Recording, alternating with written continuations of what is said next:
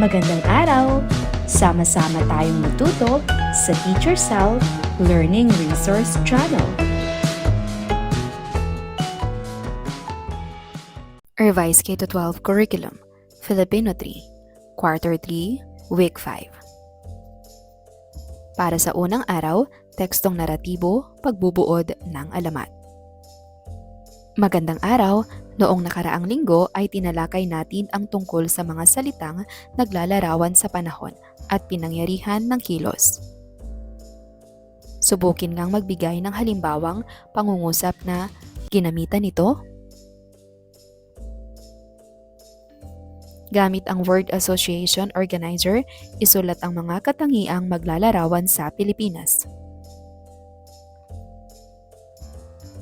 Ngayon naman ay buuin natin ang salita sa pamamagitan ng pagsasaayos ng mga ginulong letra.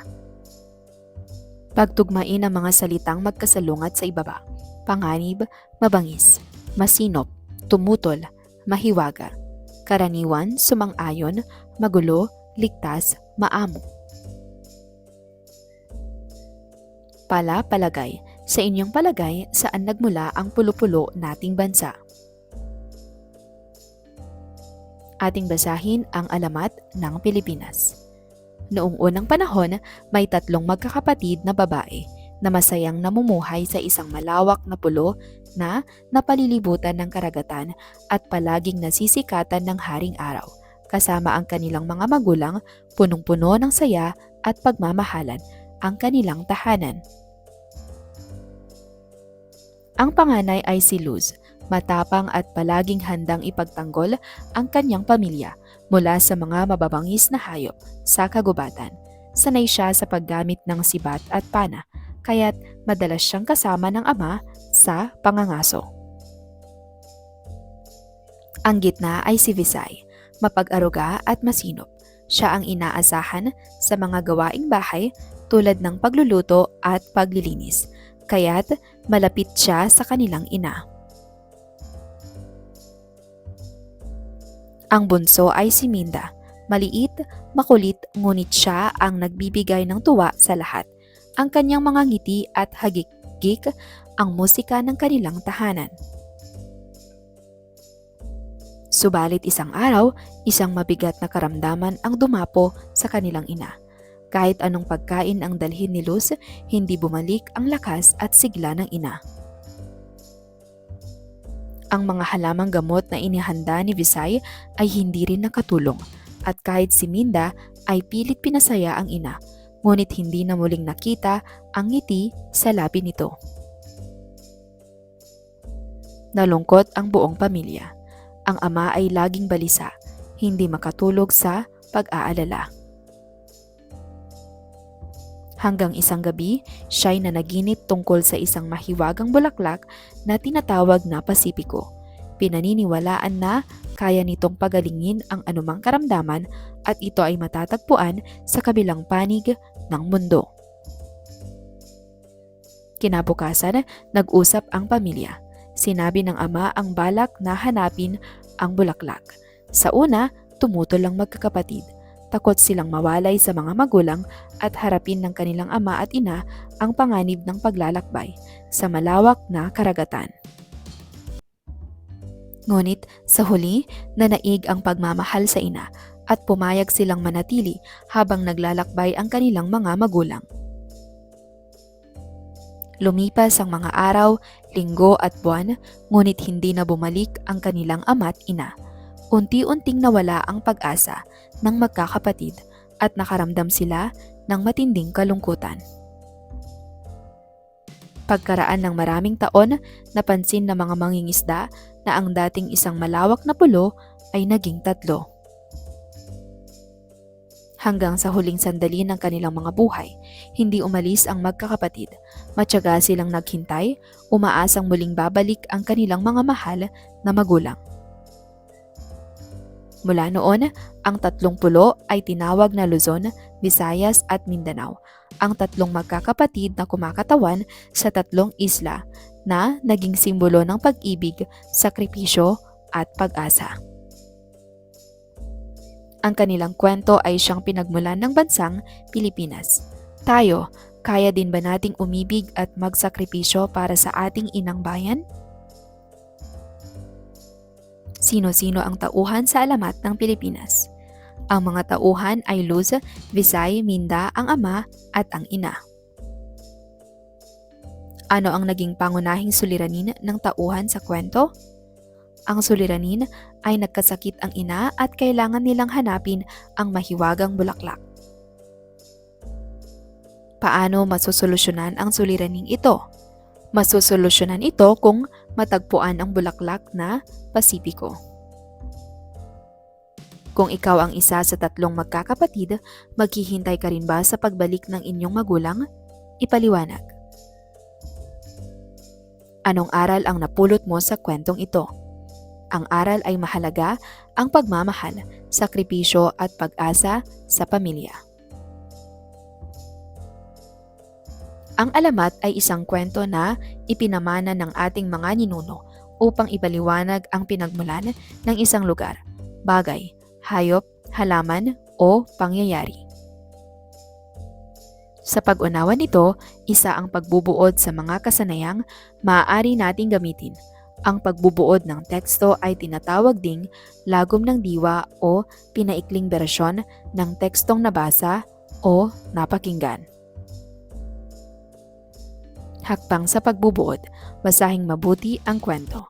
Kilalanin ang mahalagang tauhan at ilista ang mahalagang pangyayari. Muling ikwento ng mas maikli gamit ang sariling salita.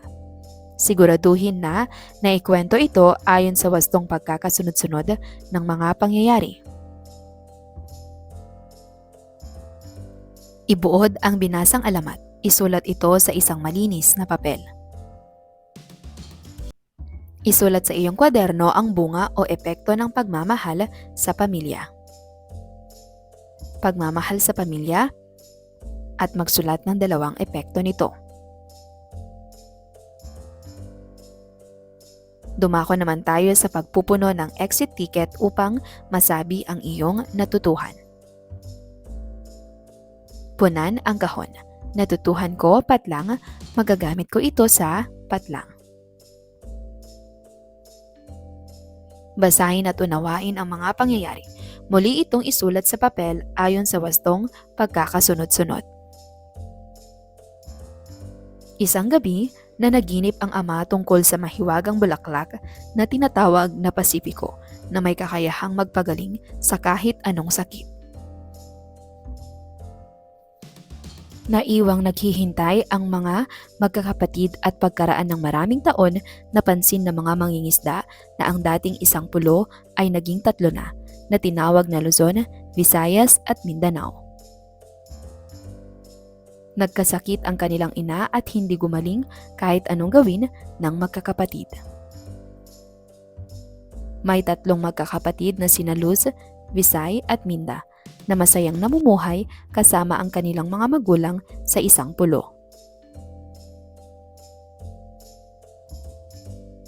Nais ng mga magulang na hanapin ang bulaklak na Pasipiko, kaya nagpasya silang maglakbay ngunit hindi na nakabalik. Magbasa ng isang alamat at ibuod ito sa iyong kwaderno.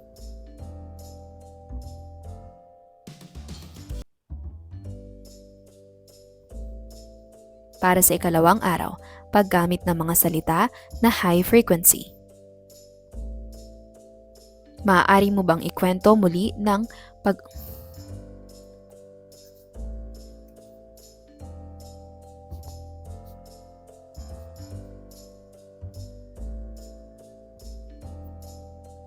Maaari mo bang ikwento muli ng pabuod ang alamat ng Pilipinas?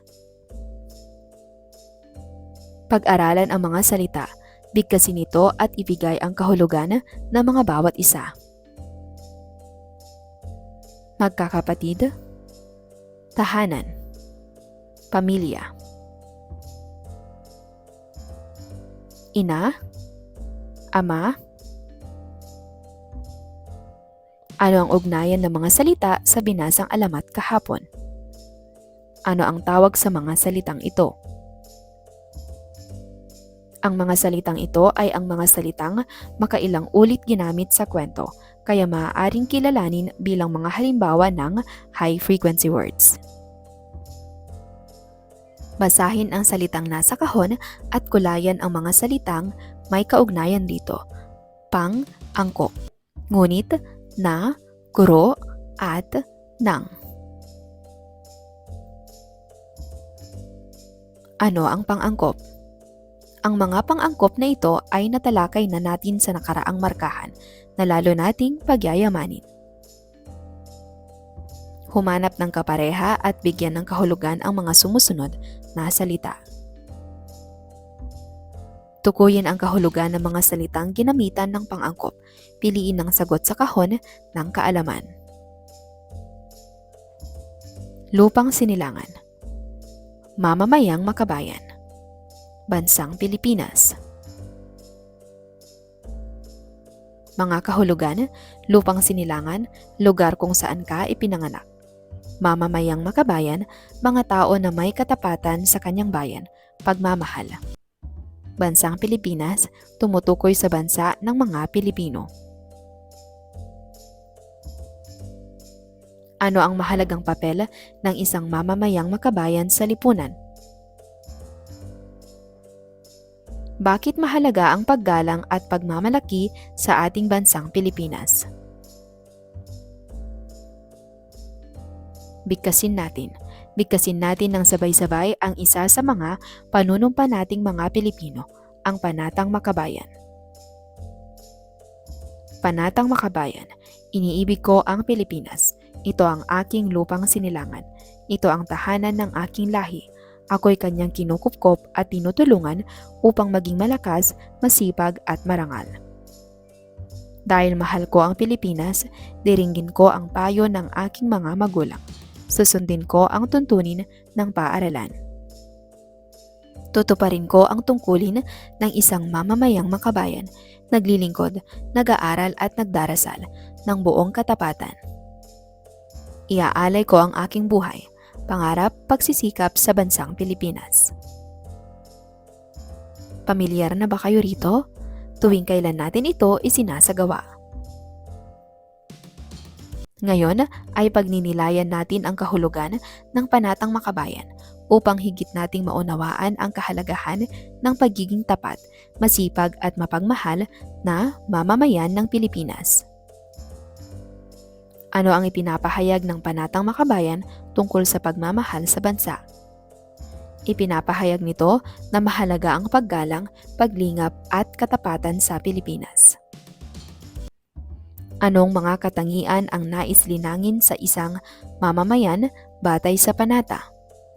Nais nitong linangin ang kasipagan, katapangan, katapatan at paggalang. Paano mo maipapakita ang pagiging makabayan sa araw-araw bilang isang mag-aaral? Maipapakita ko ito sa pagsunod sa batas ng paaralan, pag-aaral ng mabuti at pagtulong sa iba. Anong bahagi ng Panatang Makabayan ang pinaka-nagustuhan mo at bakit?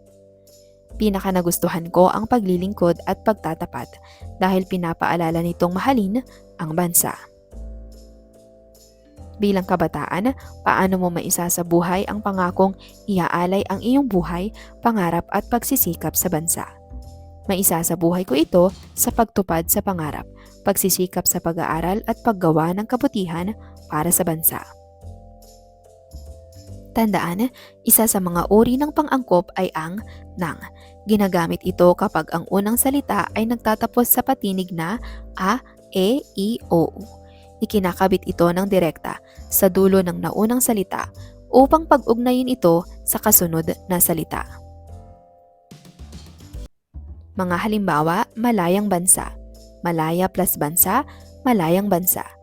Mabuting tao, mabuti plus tao, mabuting tao. Gamit ang G. Halimbawa, mamamayan at tapat, mamamayang tapat. Tao plus marangal, taong marangal. Pumili ng isa sa mga ibinigay kong halimbawa at ibigay ang kahulugan nito. Pagkatapos, gamitin ito sa pagbuo ng tambalang pangungusap tungkol sa sarili at bansa. Dumako naman tayo sa pagpupuno ng exit ticket upang masabi ang iyong natutuhan. Punan ang kahon.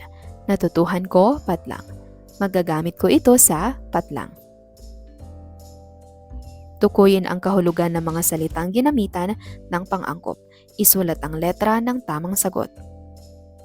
Ako ay masayang naglilingkod sa aking komunidad. Malungkot at walang gana, masigla at kontento, matamlay at tahimik. Ang sagot ay B, masigla at kontento. May mayamang tradisyon at kultura ang ating bansa na kinikilala rin sa ibang lugar. Maraming taglay na mahalagang kaugalian at paniniwala. B, kakaunti lamang ang nakagawiang ginagawa. C, walang kasaysayan o kaugalian. Ang sagot ay A, maraming taglay na mahalagang kaugalian at paniniwala. Ang Pilipinas ay kilala sa magagandang tanawin. A, hindi kaaya-aya sa paningin. B, kaakit-akit at kahanga-hanga. C, mapanganib at delikado. Ang sagot ay B, kaakit-akit at kahanga-hanga.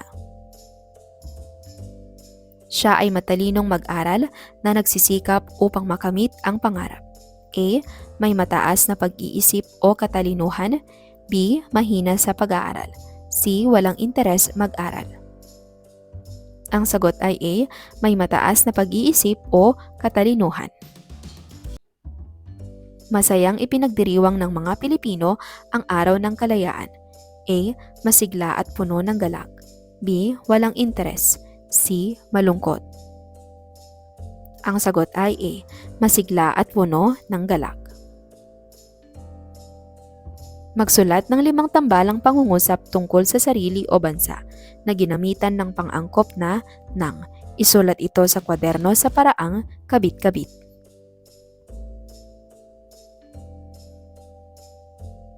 Para sa ikatlong araw, paglalahad ng mensahe ng alamat. Magandang araw, kumusta ang bawat isa? Noong nakaraang linggo ay tinalakay natin ang ukol sa patlang. Ano ang ipinapakita ng larawan?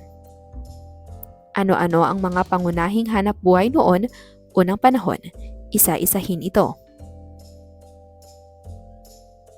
Alin sa mga sumusunod ang sa palagay mo ay pinakamahalaga? Ipaliwanag. Basahin ang pahayag na nasa kahon. Pag may tiyaga, may nilaga. Ano ang ibig sabihin ng pahayag? Ano ang epekto ng sipag at tiyaga sa buhay ng tao? Piliin sa kahon ang kasalungat ng kahulugan ng mga salitang nasa libro at idikit ito sa kabilang pahina. Magaan, umalis, umangat, nagpakita. Bumagsak, nagtago, mamalagi, mabigat.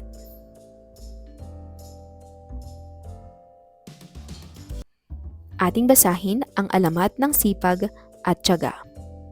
Noong unang panahon, noong bata pa ang mundo at wala pa ang mga isla ng Pilipinas, ang mga tao ay umaasa lamang sa biyaya ng kalikasan. Hindi sila marunong ng anumang trabaho para mabuhay. Hindi nila alam magtanim, mangisda o kahit ang mangaso. Ang tanging alam nila ay mamalagi sa isang lugar at ubusin ang likas na yaman doon. Pagkatapos ay lilipat ulit sila ng lugar kung saan sagana ang likas na yaman.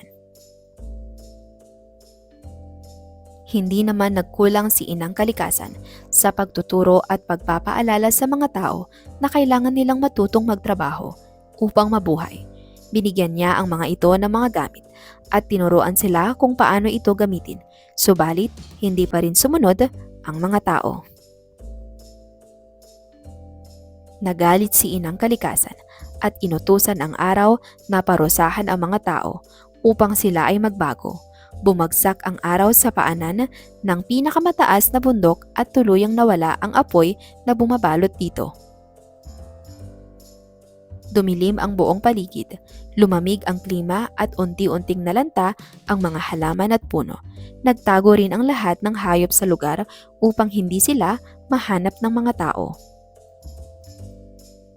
Natakot ang mga tao, kahit saang lugar sila magpunta ay walang halaman o punong kahoy silang makitang buhay. Isa ang mag-asawang Diwa at Lumaya sa grupo ng mga taong nagpalaboy-laboy para lamang makahanap ng makakain. Ilang araw na rin silang walang laman ang tiyan at nanghihina. Kinabukasan, nagkasakit si Lumaya kaya tumigil na muna ang mag-asawa sa paanan ng bundok sa lilim ng isang bilog at napakalaking bato. Sa pagod ay nakatulog si Diwa at nanaginip na kinakausap siya ng malaking bato. Sinabi ng bato sa kanya, kung nais niyo pang makita ang araw at mabuhay muli ang likas na yaman, kailangang magtulong-tulong ang lahat na itulak ako sa tuktok ng bundok. Dito ay aakyat akong muli sa langit at magbibigay ng init at liwanag sa buong mundo. Subalit, nagbabala ito na kapag sa loob ng isang linggo ay di pa rin sinunod ng mga tao ang panawagan ng inang kalikasan na magtrabaho upang mabuhay, muli itong babagsak sa paanan ng bundok. Pagkagising ni Diwa ay wala siyang sinayang na oras. Hinanap at tinipon niya ang lahat ng kanyang mga kasama upang ilahad ang mensahe ng kanyang panaginip. Sa una, hindi naniwala ang iba, subalit nang nagkakasakit na ang iba pa sa kanilang kasama dahil sa gutom ay napilitan na ring sumama at sumunod ang mga tao kay Diwa sa paanan ng bundok. Mahirap man at mabigat ang malaking bato, tulong-tulong nila itong inakyat sa taas ng bundok. At pagdating sa tuktok, nangako sila sa inang kalikasan na susundin na ang kanyang utos na magbanat ng buto upang mabuhay. Pagkatapos nito, dahan-dahang umakyat sa langit ang bato at naging araw. Nagsaboy ito ng liwanag at init sa buong mundo. Walang sinayang na oras ang mga tao. Kinuha nila ang mga gamit na ibinigay sa kanila ni inang kalikasan. Ang iba ay nagtanim at ang ilan naman ay nangisda at nangaso. Si Diwa at Lumaya naman ay nag-alaga ng mga hayop. Hindi na muling nagpalipat-lipat ng tirahan ang mga tao dahil natutuhan nila na para mabuhay kailangan ng sipag at tiyaga. Naibigan niyo ba ang alamat ng sipag at tiyaga? Thumbs up o thumbs down? Sino ang mag-asawang pangunahing tauhan sa alamat ng sipag at tiyaga? Ang pangunahing tauhan ay ang mag-asawang Diwa at Lumaya. Ano ang pangunahing suliranin ng mga tauhan sa kwento? Ang suliranin ay walang pagkain at hindi marunong magtrabaho ang mga tao. Paano pinarusahan ng inang kalikasan ang mga tao? Pinarusahan sila sa pamamagitan ng pagbagsak ng araw at pagdilim ng mundo. Sa iyong palagay, nararapat ba na turuan ng leksyon ang mga tao? Ipaliwanag. Oo, nararapat silang turuan dahil hindi sila nagsisikap at umaasa lang sila sa kalikasan. Ano ang aral na nakuha mo sa binasang alamat? Ang aral ay kailangan ng sipag at tiyaga upang mabuhay at umasenso. Ngayon naman ay ibuod natin ang kwento sa pamamagitan ng masining na dugtungang pagsasalaysay. Piliin sa mga sumusunod na pahayag ang pangunahing mensahe na nais ipakita ng alamat ng sipag at tiyaga. Bumuo ng isang presentasyon na magpapakita nito. Itanghal ito ng malikhain. Ang taong masipag at matyaga ay magtatagumpay sa buhay. Ang biyayang ipinagkaloob ay nararapat ipabahagi sa nakararami. Ang kalikasan ay nagbibigay ng biyaya kung ito'y ating aalagaan. Ilahad ang iyong refleksyon gamit ang 3-2-1 strategy. Kahon ng refleksyon. Ibuod ang pinanood na alamat sa pamamagitan ng banghay sa ibaba. Pamagat ng alamat, banghay ng kwento simula, pakilala sa mga tauhan at lugar kung saan nangyari ang alamat. Gitna, mga pangyayaring nagpapakita ng problema o mahalagang kaganapan. Wakas, paano natapos ang alamat o aral na iniwan ito? Ipaliwanag ang kaisipan sa ibaba. Sipag at tiyaga ay ipamumuhay natin upang kaunlaran ay ating kamtin.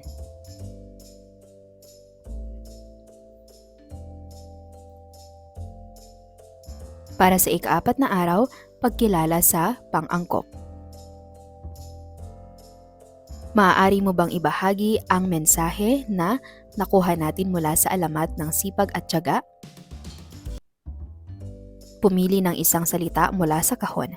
Gamitin ito sa isang pangungusap tungkol sa iyong sarili o ating bansa. Salitang pagpipilian o high-frequency words ako, pamilya, paaralan, bansa, watawat, tayo, mahal, guro, Pilipinas. Madalas ba nating gamitin ang mga salitang ito kapag bumubuo ng pangungusap tungkol sa ating sarili at bansa? Ano kaya ang tawag sa mga ito? Tama, ito ay tinatawag na mga high-frequency words. Suriin ang mga salitang nakapaskil sa pisara. Likas na yaman, tahimik na lugar, maayos na pamumuhay. Bumuo ng tambalang pangungusap gamit ang mga parirala.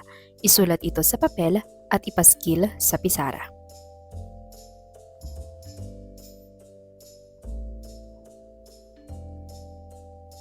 Basahin ng malakas ang mga salitang ipakikita ng guro. Gamit ang flashcard. Pumili ng isang salita at gamitin ito sa isang tambalang pangungusap. Ang mga parirala ay halimbawa ng dalawang salitang pinag-ugnay gamit ang pang-angkop na na. Pumili ng larawan mula sa pisara, bumuo ng mga tambalang pangungusap na ginamitan ng salitang may pang-angkop na na.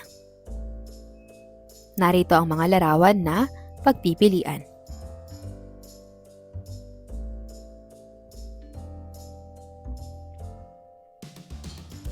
Tandaan, ang pang-angkop ay isang bahagi ng pananalita na nag-uugnay sa salitang naglalarawan at salitang inilalarawan nito.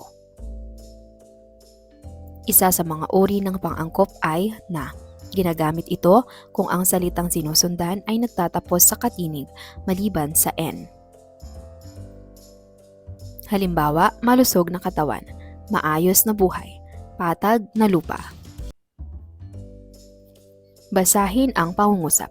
Isulat sa unang patlang ang pariralang ginamitan ng pang-angkop na na. Sa ikalawang patlang, isulat ang kahulugan nito.